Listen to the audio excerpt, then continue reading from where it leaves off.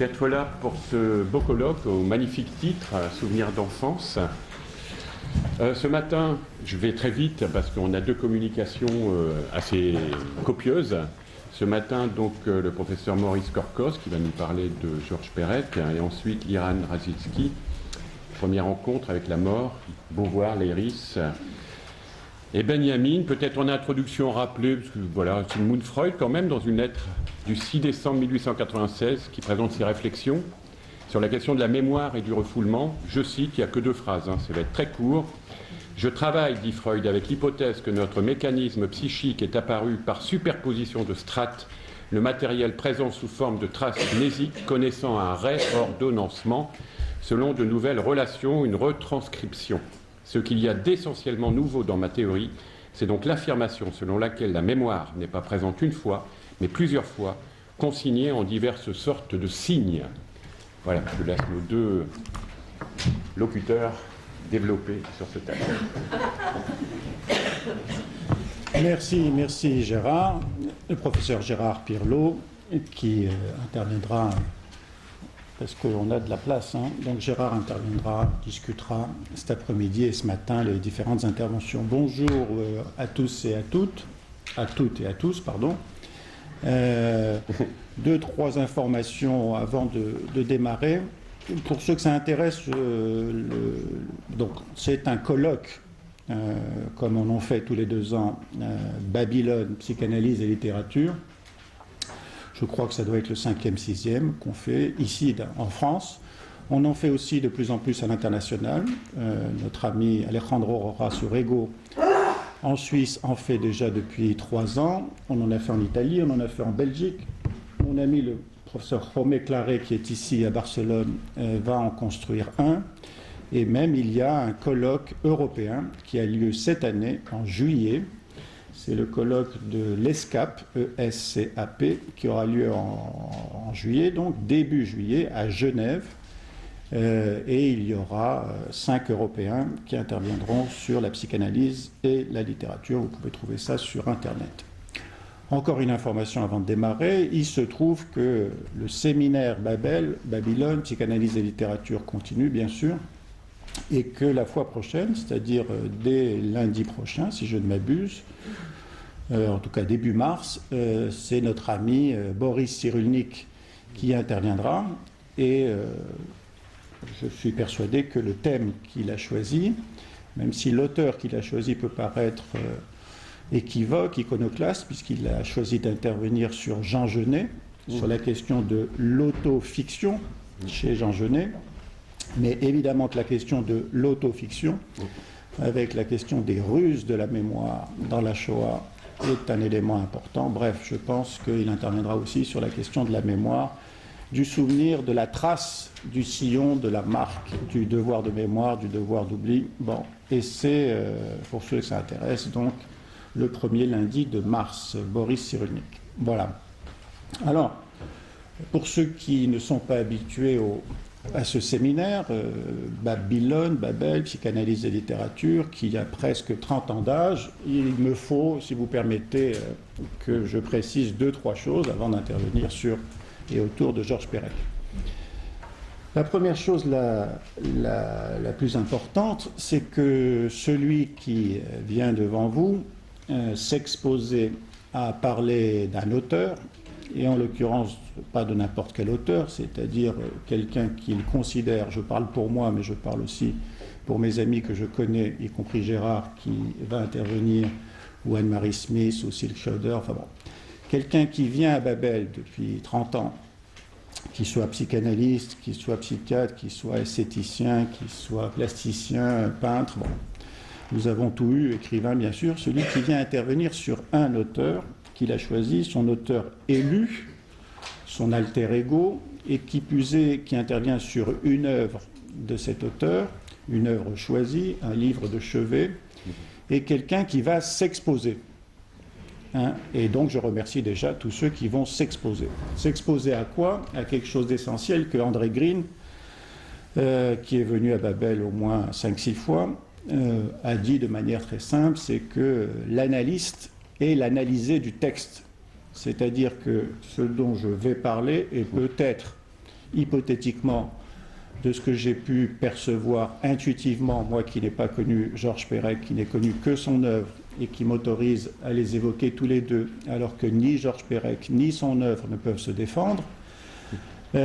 Donc, ce que je vais évoquer, c'est ma perception, y compris avec mes projections, de ce que j'ai cru comprendre, ou plutôt de ce qui a résonné en moi avec la problématique de l'auteur, la souffrance de l'auteur, la douleur de l'auteur, la jubilation de l'auteur. Donc, pour le dire plus simplement, je vais vous raconter la manière dont je me raconte Georges Perec. Pour le dire de manière plus compliquée, je vais vous raconter la manière dont Georges Perec se raconte son histoire. Car lui aussi se raconte son histoire. Et il se raconte son histoire, pour aller vite, à deux périodes de sa vie. La première période, c'est l'enfance. La seconde, lorsque, arrivé à l'âge adolescent et puis l'âge adulte, il commence d'entreprendre d'écrire, à devenir scripteur, comme il dit, c'est-à-dire écrivain. Évidemment que comme Rimbaud, il a médité sans cesse et il a ressassé sans cesse son roman. Et ceci pendant l'enfance, alors qu'il a connu une période, pour aller vite, de grand silence, de grand isolement, de grande solitude, si ce n'est d'éléments autistiques, pour aller vite. Il était suivi à l'époque par Françoise Dolto. C'est-à-dire que ça a été un enfant muet, un enfant silencieux, comme son héros, Gaspard Winkler, dans W au souvenir d'enfance, est un enfant autiste, silencieux, avant que de commencer à écrire son histoire. Vous savez qu'il a deux maîtres en matière d'écriture, il y en a plein, mais il y en a deux qui sont essentiels. Le premier, c'est Marcel Proust, et le second, c'est Franz Kafka. De Marcel Proust, on peut prendre cette phrase essentielle qui est que les livres sont les enfants de la solitude et du silence. Donc je pense qu'il a médité, il a pensé, il a ressassé, il a procrastiné son livre pendant toute l'enfance, entouré de cette solitude et de ce silence. Ensuite, son second maître, c'est Franz Kafka. Et Franz Kafka a dit plein de choses, mais il a dit en particulier que écrire, c'est commercer avec les morts. Et je pense que je vais prendre cet axe-là, de l'écriture péréquienne comme un commerce avec les morts, avec ces morts comme étant un élément essentiel, un fil rouge de cette intervention aujourd'hui. Et c'est à l'âge adulte où il s'est autorisé enfin à pouvoir accepter d'exprimer, de transcrire ce commerce, pour le dire comme ça, c'est un très joli mot, commerce, hein, c'est un mot anal, quoi. C'est pas un mot lyrique, c'est pas du romantisme, c'est pas de l'hystérie, c'est de l'analité. Il va falloir commercer, c'est-à-dire négocier, parce que c'est pas si simple de commercer avec les morts, bien sûr. Bon. Pour aller vite, donc, sur ces deux maîtres de musique, comme il les appelait, car tous les deux sont des musiciens, et Perec aussi, bien sûr. Ces deux maîtres de musique que sont Proust et Kafka, il a pu dire, toujours avec cette ironie caustique qui le caractérise et qui n'est que la défense contre une pudeur maladive, il a pu dire « j'ai essayé de faire Proust et j'ai fait Kafka ».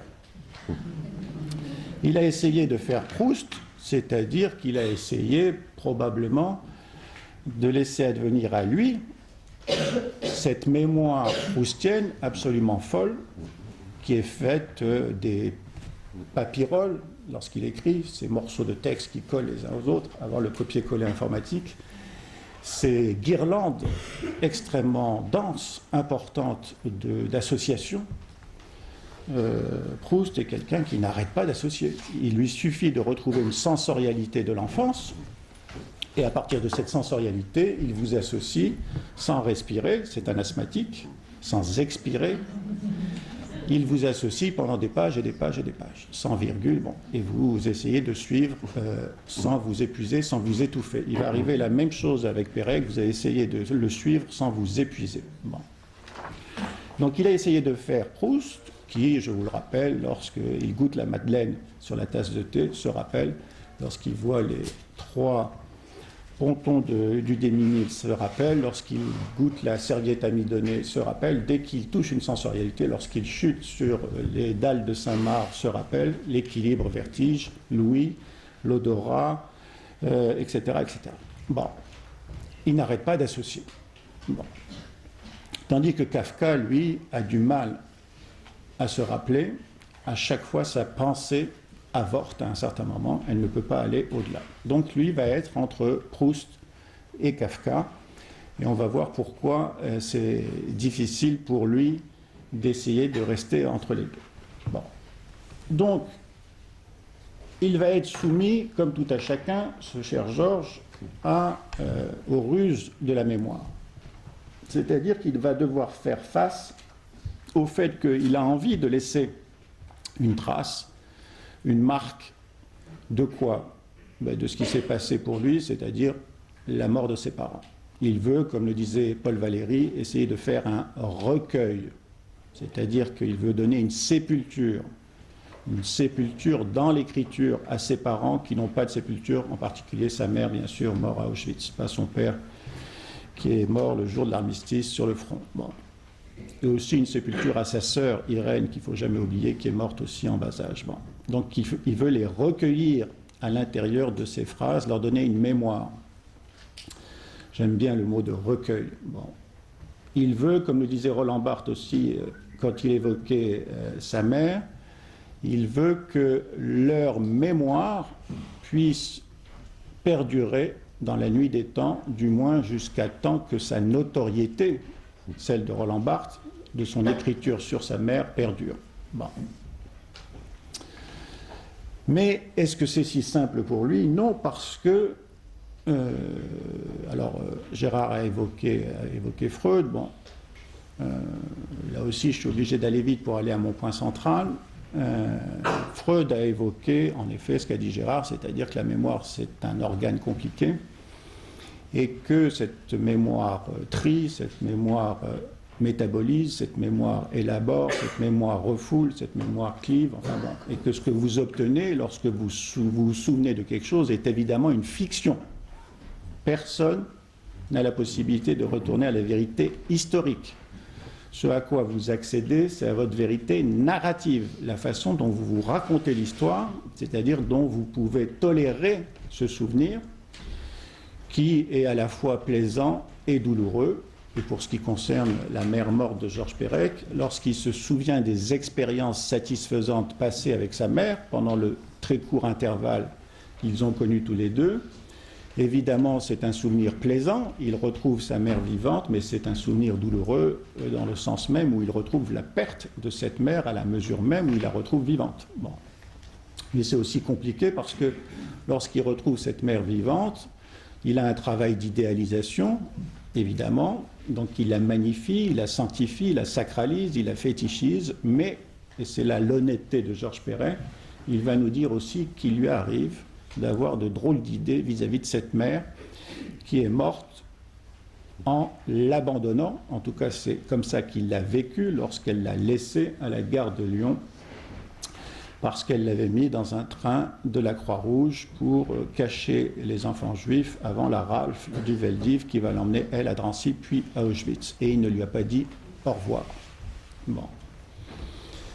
Donc, ces ruses du souvenir pour maintenir un souvenir d'enfance qui soit tolérable, toléré parce que tolérable, c'est de ça dont on va parler. Mais ce que Freud a dit, c'est que, et tout ce que, alors Babel, psychanalyse, littérature, on parle de littérature, mais en quoi c'est utile pour notre travail de psychanalyste? C'est toujours ça. Et donc Freud a dit, et pour ceux qui sont des affidés de la psychanalyse, soit devant, soit derrière le divan, vous savez que parmi les b.a.-ba de la psychanalyse, le travail se porte sur un matériel qui est le souvenir et le rêve. Pas seulement, mais bon.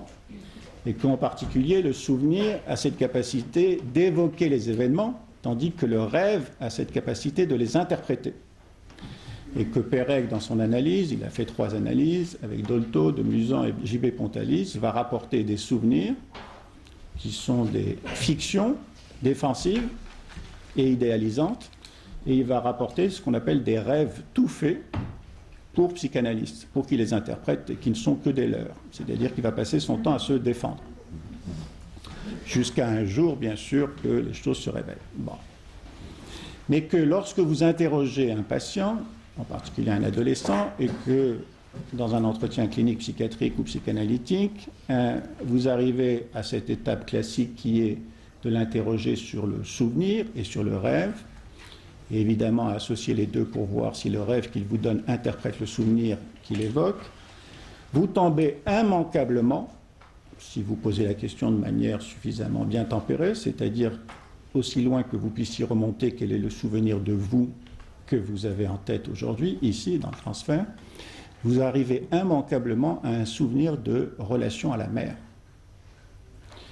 Pour être plus précis, pour ceux qui ne le croiraient pas, parce que la mère n'apparaît pas dans ce souvenir, vous arrivez immanquablement à un souvenir de la relation à l'enfance ou de la relation à la maison, c'est-à-dire aux enveloppes sensorielles et sensuelles, si possible, de la maison, de la mère, de l'enfance. Il n'y a qu'une seule chose qui soit éternelle en nous, c'est l'enfance.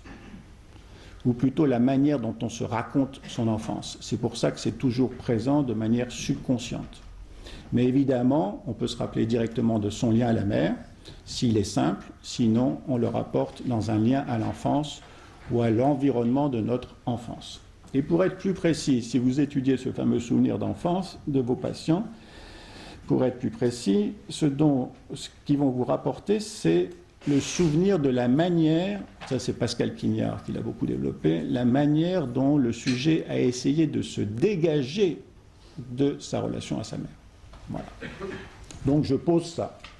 Quand vous évoquez un souvenir ou un rêve, vous tombez immanquablement sur Babylone, l'archaïque, le lien à la mère et le lien de déprise à la mère.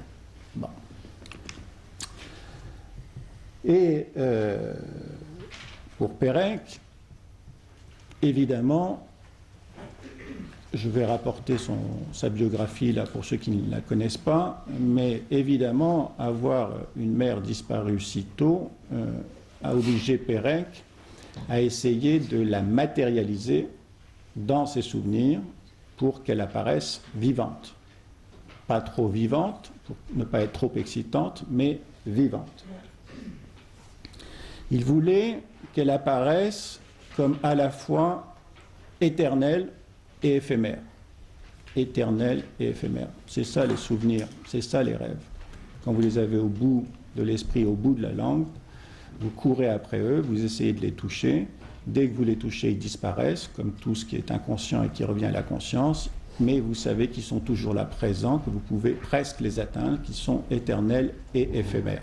Évidemment, chez Pérec, tout est codé, crypté. Il ne choisit pas éternel, et il ne choisit pas éphémère par hasard.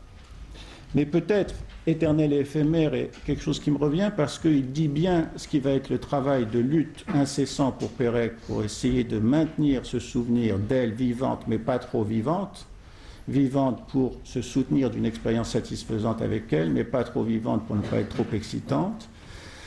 C'est la fameuse phrase aussi pérécienne qui est lorsque quelqu'un vous manque, tout est dépeuplé. Et le pastiche de Pérec, c'est lorsque quelqu'un vous manque, tout est repeuplé. Lorsque quelqu'un vous manque, tout est dépeuplé. Son livre La disparition, que vous connaissez, est un hypogramme où il n'y a pas de E. Donc tout le texte, 365 pages, dont je vous rappelle qu'il a dit qu'il était un roman policier dont l'assassin était la lettre E, c'est-à-dire la mère, le féminin, E, les morts. Dans l'assassin était la lettre E et la victime le langage, c'est-à-dire lui, la bataille qu'il va livrer avec le langage. Donc, dans ce texte de 365 pages où il n'y a pas de E, un seul lettre vous manque et tout est dépeuplé. Et le livre qui vient après, qui est Les Revenantes, ça fait 20 fois que ma secrétaire écrit Revenantes, R-E-V-E-N-A-N-T-E-S. Non, Les Revenantes, c'est R-E-V-E-N-E-N-T-E-S. puisque le Revenant est un texte de 300 pages où il n'y a que la voyelle E. Un seul être vous manque et tout est repeuplé. Éternel et éphémère. Lorsque vous êtes endeuillé, vous savez très bien que vous avez mal à celui qui est parti. Il vous manque, mais aussi que vous le voyez partout. Et qu'il suffit de voir quelqu'un de dos, vous courez après, et elle se retourne, ou il se retourne, et évidemment, c'est pas lui. Bon, le problème, en effet, c'est que personne n'est sûr de sa mémoire. Et que quand elle vient, elle donne ce mélange de peine et de douleur. Et qu'il va falloir essayer de comprendre pourquoi cette peine et cette douleur se mélangent à un certain plaisir un peu complexe. Bref,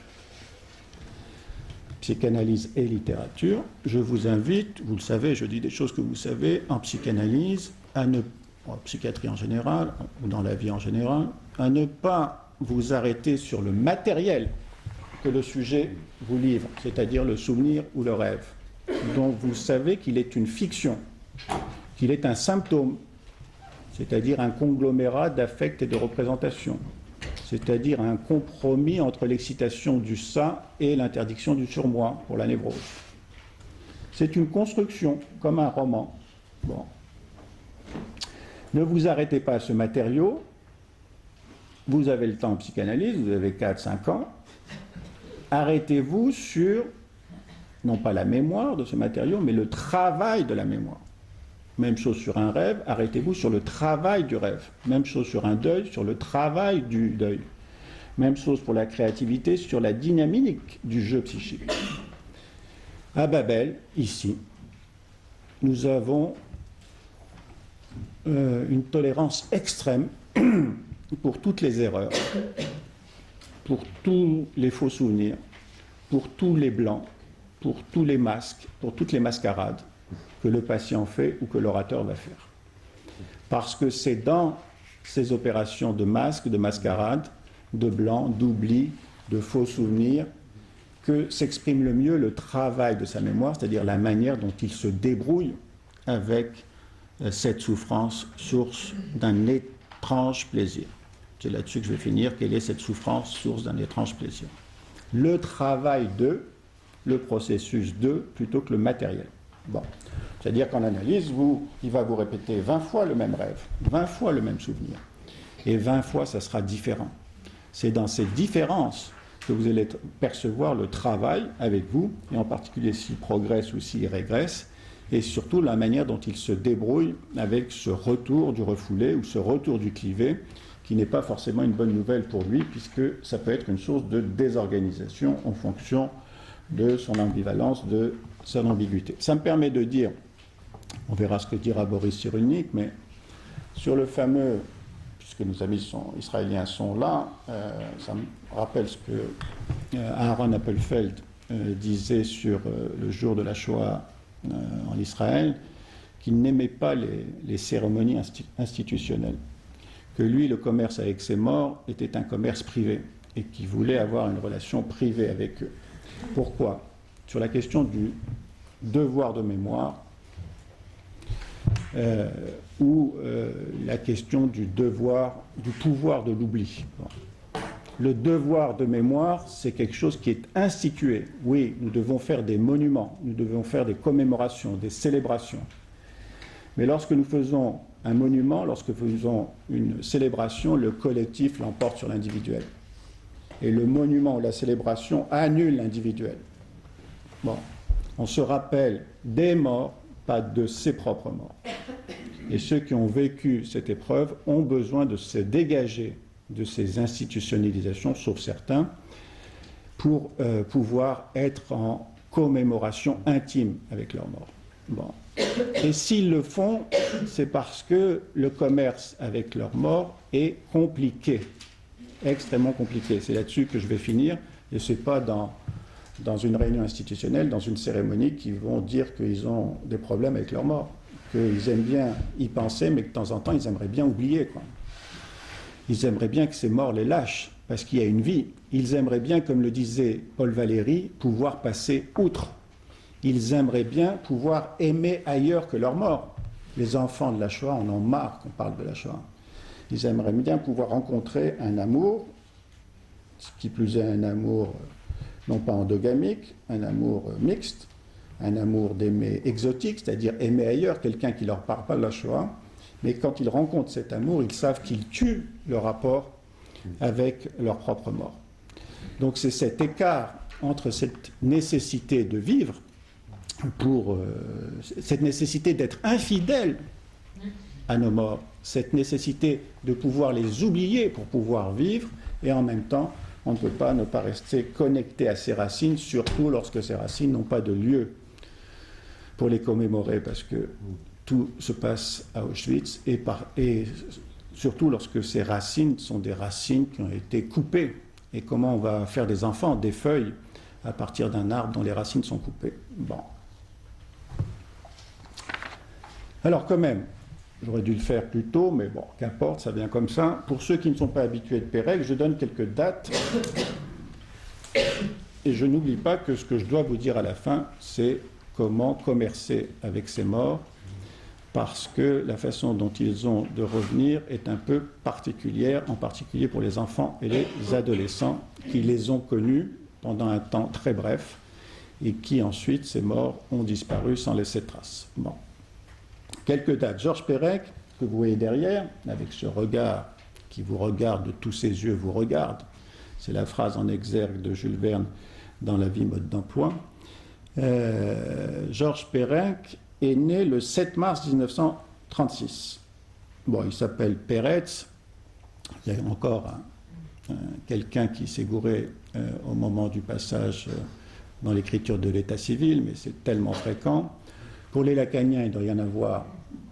Peretz, ça veut dire trou, et évidemment, ensuite, vous faites vos associations. Que ça perdure, mon ami Jean Gilibert le disait, il faut que les fantasmes incestueux s'immémorialisent. La seule chose qui a existé pour Georges Perec, c'est l'absence de sa mère. Comment s'est manifestée l'absence de sa mère? Par la surexcitation. Ce dont le gosse se rappelle, c'est pas d'avoir une mère, c'est de ne pas avoir une mère. Comment on se rappelle qu'on n'a pas une mère? C'est par l'excitation qu'on a ressentie. Et c'est normal qu'elle revienne épisodiquement à chaque fois que quelque chose menace cette relation. Bon. Et c'est pas vrai qu'on peut s'en débarrasser. Il va falloir sublimer, comme on dit. Bon, très bien. Donc nos amis péréquiens n'étaient pas d'accord avec ce que je vais développer, mais J.B. Pontalis, lui, était évidemment d'accord, on en a discuté. Et vous n'avez, alors, encore une digression, J.B. Pontalis a écrit 9 cas cliniques qui parlent de Georges Perec, pendant l'analyse de Perec. Passage à l'acte. Georges Perec a écrit un rapport sur son analyse pendant l'analyse. Passage à l'acte. Dans la Revue française de psychanalyse, Michel Demuzan et J.B. Pontalis écrivent autour de l'écriture et ils ont demandé à Georges Perec de faire un texte dans la Revue française de psychanalyse. Voilà l'analysant bloqué entre ces deux analystes. Accessoirement, ce texte est comment aller d'un analyste à un autre. Une nouvelle revue. C'est-à-dire de l'avenue du Maine pour aller à la rue de la Tombissoire, juste derrière, là, chez Demuzan, et ensuite pour retourner chez J.B. Pontalis. Ça. Donc, et je vais finir avec les digressions. J.B. Pontalis est un merveilleux psychanalyste et ce n'est pas un bon écrivain. J.B. Pontalis est un merveilleux psychanalyste parce qu'il a rencontré Georges Perec. C'est Georges Perec qui a insufflé, me semble-t-il, à J.B. ses plus belles théories sur l'absence, entre la douleur et le vif. Bon. Les plus beaux cas cliniques, 9 cas cliniques. Vous connaissez un analyste qui écrit 9 fois sur son analysant. L'analysant transforme l'analyste. C'est lui qui lui a donné la théorie de l'absence, et en particulier de l'absence. Alors, bon, je vais rester là-dessus. L'absence de l'objet maternel crée une absence en soi, en écho à l'absence de l'objet. Le patient vient avec cette absence, ce trou, ce blanc, ce vide, cette absence de souvenir, en analyse. Il transfère à son analyste son trou, son absence. L'analyste ne comprend rien à ce que lui raconte un mec qui lui donne des rêves tout faits, qui lui donne des faux souvenirs et qui l'emmène dans des labyrinthes avec des listes où il se perd. Mais il ressent l'inanité de toutes ces listes en ressentant la détresse de l'enfant qui compte et qui cherche à être trouvé. L'analyste, à un certain moment, Pontalis, qui n'est pas insensible. Hein. C'est pas Green, c'est pas l'affect, Pontalis. Hein. Pontalis, à un certain moment, ressent en lui l'absence que lui a transmis. Et à ce moment-là, Pérec lui dit c'est bizarre, c'est la première fois que je la vois comme je vous vois. Alors que l'autre est derrière. Voilà le moment clé. Et alors ensuite, il y a une course avec son... Moi, ça m'est arrivé avec un patient. Il y a une course avec le patient pour savoir qui du patient ou de l'analyse va publier le premier la théorie de l'absence. Et l'autre, il écrit 9 fois, tandis que l'autre écrit... Enfin bon, très bien. Alors, qu'est-ce que je n'arrive pas à dire? C'est sur quoi je vais finir. 2 choses. 1, il n'a pas de souvenir parce qu'ils sont explosifs, c'est des bombes du temps, ça risque une implosion. Bon. Et 2, il n'a pas de souvenir parce qu'il n'a pas de souvenir. Et je finirai là-dessus parce que sinon je vais... Bon. Oui. Exemple de collusion fantasmatique entre la grande histoire et la petite histoire dans la crypte mélancolique. Bon. Et la façon dont Pérec nous les transmet. Vous savez qu'il y a un texte qui s'appelle le Grand Palindrome. Là aussi, référence à l'écriture hébreu qui se lit dans les 2 sens. Le Grand Palindrome, c'est le plus grand palindrome du monde, c'est-à-dire un texte qui fait 325 mots, qui se lit de gauche à droite et de droite à gauche. D'accord? C'est le même. Accessoirement, c'est l'hébreu, bien sûr, mais c'est aussi, quand je vais au bout, je la rencontre, et quand elle va de l'autre côté, elle me rencontre. Bon, il faudrait développer là-dessus sur la scripture, la scriptographie péréquienne qui permet la réunion des lettres. Comme en hébreu, la cursive et la non-cursive, l'une est l'ombre de l'autre. L'une est l'enfant de l'autre. Très bien.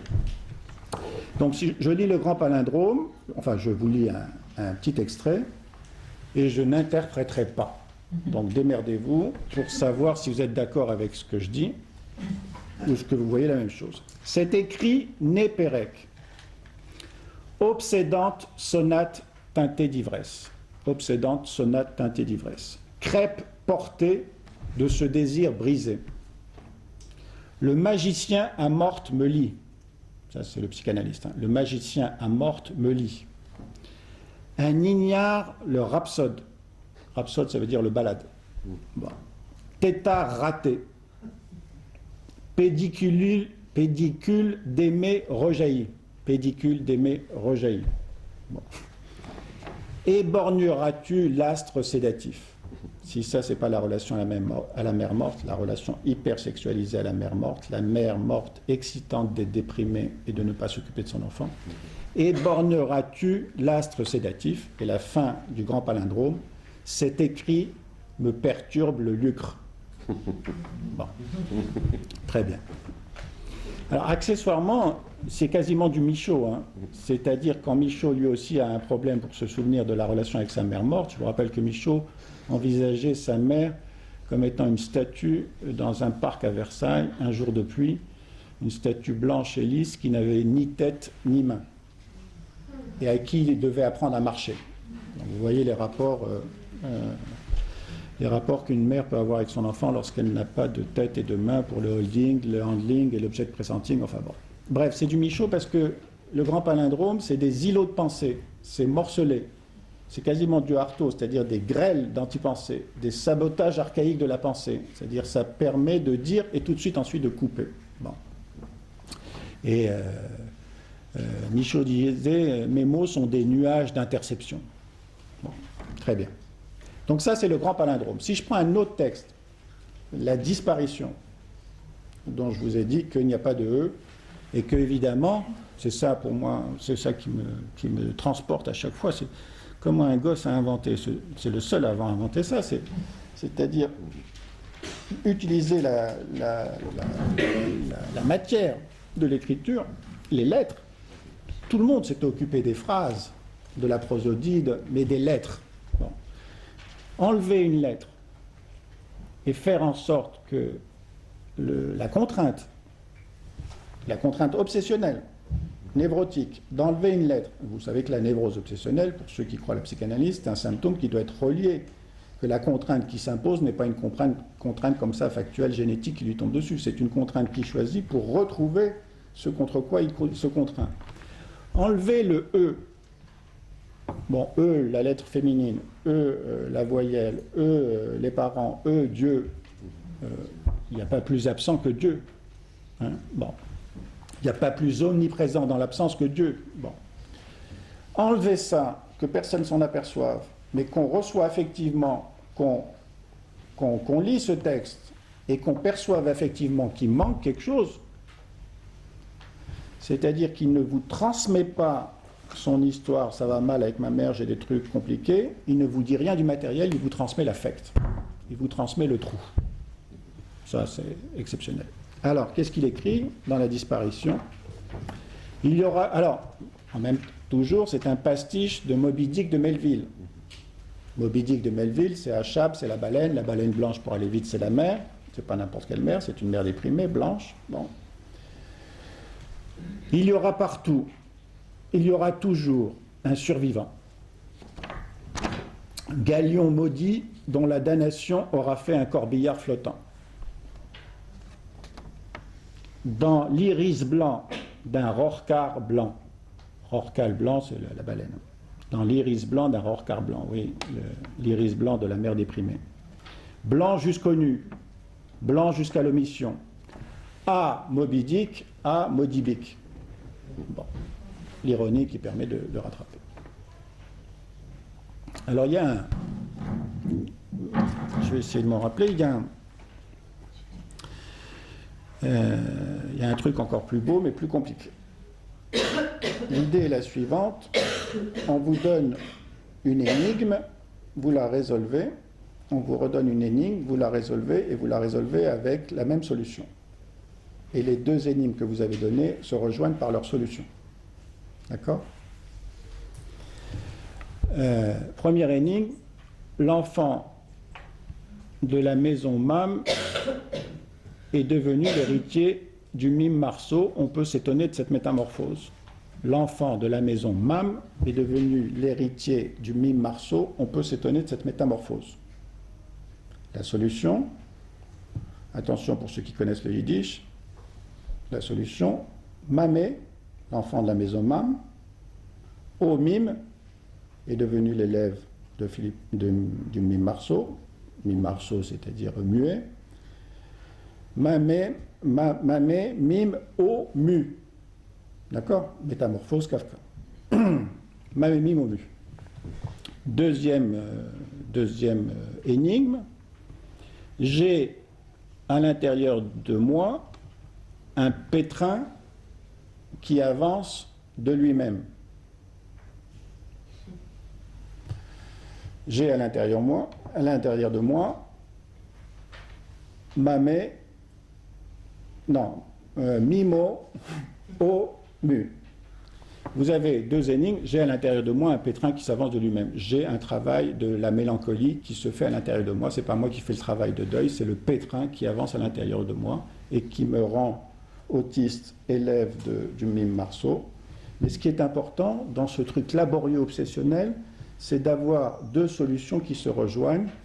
Ma mère qui m'a rendu comme ça et moi qui deviens comme elle. Parce que j'ai une isophonie. C'est laborieux, c'est casse-gueule, ça vous prend une tête, vous imaginez, JB Pantalis. Bon. Mais tout ce que ça veut dire, c'est qu'on se retrouve dans l'affect, dans l'isovocalisme, dans le son, et que le sens, le signifiant, on s'en fout. Bon. Encore deux, bon, celle-là c'est plus simple. Variation. Je prends, donc pour vous témoigner de la collusion fantasmatique, je prends un maître d'écriture, Marcel Proust. Longtemps, je me suis couché de bonne heure.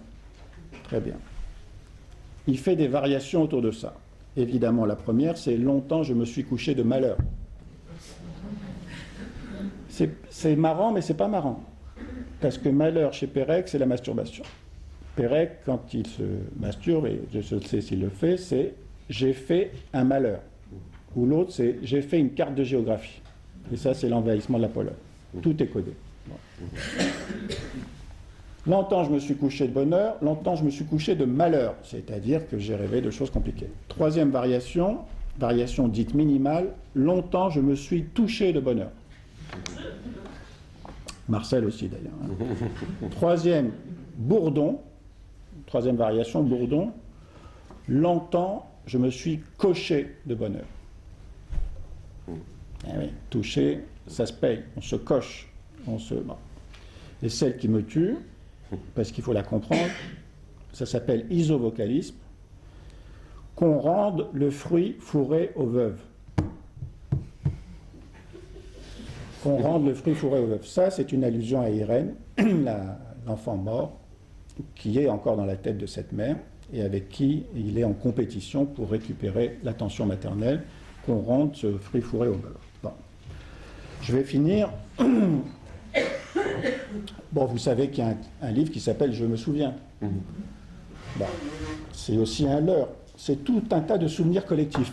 Le seul intérêt de ces souvenirs collectifs, c'est que quand il vous les rappelle, vous vous rappelez où vous étiez, vous, à ce moment-là. Et donc, c'est un livre sympathique, puisque c'est vous qui créez le livre et que lui, il vous laisse une place. Là aussi, c'est très affectueux. Mais si vous cherchez dans les différents souvenirs, vous allez trouver, je passe parce que sinon on prend le temps, vous trouverez 4, 5, 6, 10 références à la Shoah. Et des références extrêmement lourdes. Je finis sur le texte.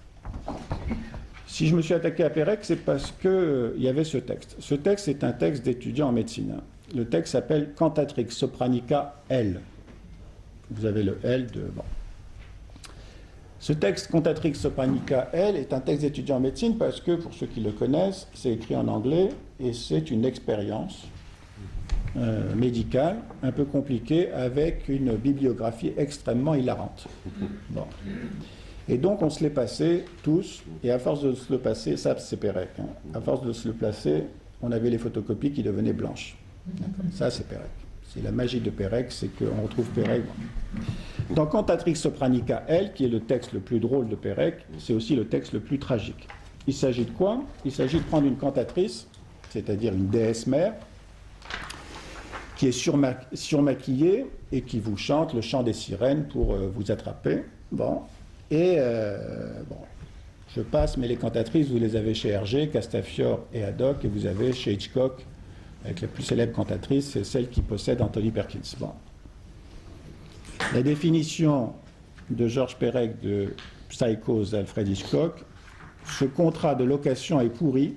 Le contrat de location, hein, c'est-à-dire la crypte mélancolique à l'intérieur de soi. Ce contrat de location est pourri, il ne saurait être question que tu le respectes, et mieux, tu dois l'attaquer. Voilà. Quand vous êtes possédé par la mère morte, comme Anthony Perkins, tu ne dois pas accepter ce contrat de location, il est pourri, tu dois l'attaquer, tu dois t'en dégager. Bon. Donc, Georges Perec évoque une cantatrice. Bon. Et alors, le postulat de l'expérience, c'est un truc péréquien, c'est qu'il faut que le public lance à la cantatrice d'abord des tomates, ensuite du ketchup, ensuite des roses, ensuite des enclumes. Pourquoi? Parce que l'important pour le public, c'est de faire crier la cantatrice. Quand vous entendez une soprano coloratour, ça dépend lesquelles, mais le cri est soit un cri d'effroi, soit un cri d'extase. Voilà le mélange effroi-extase. Il dit, Georges Perec, que la réaction qu'il obtient dans cette expérimentation scientifique, la réaction qu'il obtient de la patiente, de la cantatrice, c'est une réaction yellante. Elle ne semble pas souffrir, elle sourit sans arrêt. Mais je ne peux pas le supporter, je l'anesthésie au gaz, à l'allotane, et je lui enlève les cordes vocales. Voilà. Et il conclut: l'eugéniste en rue consomma d'art son épi d'éolienne.